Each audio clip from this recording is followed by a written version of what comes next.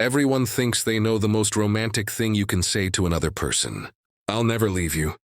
I feel completely understood by you. You are unbelievably beautiful. And yes, those words sound right. But what if romance isn't about fantasy? What if it's about what actually keeps love alive? Then the most romantic sentence might sound uncomfortable. It might sound like this. If you ever stop treating me with respect, I will leave. At first, that sentence feels cold. It almost sounds threatening. It doesn't look like romance. Feels defensive, like something has already gone wrong. But if you've lived long enough, if you've loved enough, you begin to realize this may be one of the most loving sentences of all. Because the qualities we see at the beginning of love exist.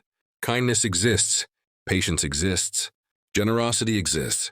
Thoughtfulness exists. But none of them are guaranteed to last. They survive only when they are protected.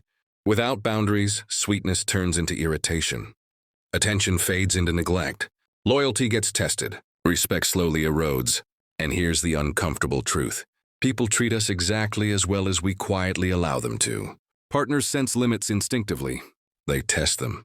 Not always cruelly, often unconsciously, until they find where those limits truly are.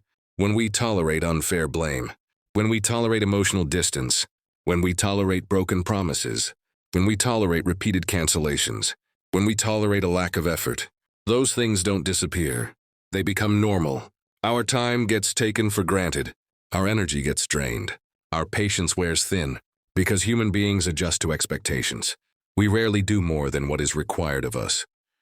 We behave well when good behavior is expected. We apologize when apologies are necessary. And when nothing is required, we drift. We sulk. We avoid responsibility. We justify our worst habits. Teachers have always understood this. Classrooms rise or fall based on the standards set inside them. And love works the same way. Here's the surprising part. Clear boundaries don't scare people away. They often make people feel safer. There is comfort in being with someone who will not allow carelessness. There is comfort in someone who will not allow cruelty. There is comfort in someone who will not allow laziness. There is comfort in someone who protects their dignity, and in doing so, protects the relationship.